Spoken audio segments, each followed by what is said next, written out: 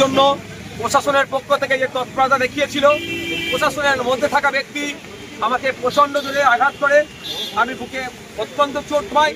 তৎকালিক relief করার জন্য আমি হসপিটালে গিয়েছি, ট্রিটমেন্ট চলছে, কিন্তু আমাকে এখানে ডাক্তার দেখানোর প্রয়োজন আছে। এবং সাথে সাথে আপনারা জানেন আমাদের কামরুজ্জামান ভাই একজন সিনিয়র মোস্ট লিডার, তিনিও শারীরিকভাবে অসুস্থ হয়ে পড়েছেন। তাই আমাদের নেতৃত্ব যারা আছেন কনস্টিটিউশন প্রোটেকশন ফোরামের পক্ষ থেকে আমরা আলোচনা করলাম যে আমরা এই ধর্ণামঞ্চকে আজকে এই পর্যন্ত আমরা পোস্টপোন করলাম, শেষ করছি না, আমরা পোস্টপোন করলাম। এটাকে কন্টিনিউ করব আগামী 24 ঘন্টার মধ্যে।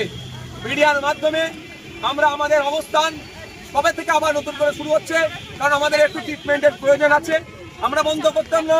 আমাদের ইমতিয়াজ ভাইরা, আমাদের সারোয়ার ভাইরা, আমাদের সিনিয়র মোস্ট যারা আছেন তারা আমাদেরকে সাজেস্ট করেছেন যে আমাদের আন্দোলন এটা দীর্ঘমেয়াদী আন্দোলন, আপনাদের শরীরকে সুস্থ রাখতে হবে। আমাদের জামিয়াতে আহলে হাদিসের নেতা আলমগীর সাহেব থেকে শুরু করে হাকিকুল ভাইরাও আমাদেরকে বলছেন যে আগে আপনারা শরীরের ট্রিটমেন্টেরও দরকার আছে, সুতরাং আপনারা ট্রিটমেন্ট করুন। আমরা দ্রুত এবং একটা ডেট নিয়ে আপনাদেরকে 24 ঘন্টার মধ্যে জানাবো, এবং কালকে আমরা ডাক্তার দেখাবো, আমাদের অবস্থানটা ক্লিয়ার হবে। আপনাদের কাছে অনুরোধ করছি, এই লড়াই একদিনের লড়াই নয়, এই লড়াই আমাদের দীর্ঘদিনের লড়তে হবে। কারণ স্বাধীনতার 75 বছর পর থেকেই পার হলেও আজকে আমরা 79তম স্বাধীনতা দিবস উদযাপন করলেও আমি দলিত, আমি আমার সঠিক অধিকার পাচ্ছি না। আমি আদিবাসী, আমি আমার সঠিক অধিকার পাচ্ছি না। আমি মুসলমান, আমি আমার সাংবিধানিক অধিকার পাচ্ছি না। আমি পিছড়ে বর্গের মানুষ, আমার সাংবিধানিক অধিকার আমি পাচ্ছি না। আমার বলিওয়ালা লোকের অভাব। তাই আমরা ঐক্যবদ্ধ হয়েছি, পিছড়ে বর্গের মানুষ একসাথে কাঁধে কাঁধ মিলিয়ে অধিকার আমরা ছিনিয়ে নেব। তাই ধর্ণামঞ্চ এখানেই আজকে সমাপ্ত হলো না, আজকে আমরা এখানে পোস্টপোন করলাম। কন্টিনিউ করার জন্য আমরা 24 ঘন্টার মধ্যে আপনাদের মাধ্যমে, সোশ্যাল মিডিয়ার মাধ্যমে, মিনিস্ট্রি মিডিয়ার মাধ্যমে আমরা জনমানুষে দেব। আমরা কন্টিনিউ কবে থেকে করছি জানবো, এবং আপনারা প্রস্তুত থাকুন। এই কলকাতায় এই রাজপথে আমরা ধর্ণামঞ্চ করবো, আপনাদের কথা দিচ্ছি। কথা বলছি,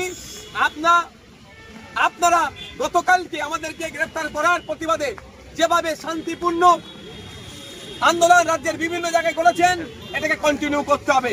শান্তিপূর্ণ আন্দোলন চালিয়ে যেতে হবে যতক্ষণ না পর্যন্ত ওবিসি সমস্যার সমাধান করছে রাজ্য সরকার, ফেক এসটি/এসসি সার্টিফিকেট বাতিল করছে, ওয়াকফ সংশোধনী আইন প্রত্যাহার হচ্ছে, এবং নাগরিক ভিন রাজ্যে বাঙালি পরিযায়ী শ্রমিকদের উপর অত্যাচার বন্ধ হচ্ছে, এবং এসআইআর নিয়ে নাগরিক হয়রানি হবে না, এটা ইসিআই জানাচ্ছে তথা কেন্দ্রের সরকার জানাচ্ছে।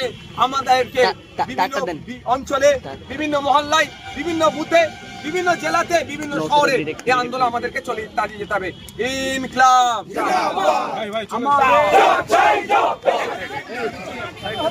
সরকার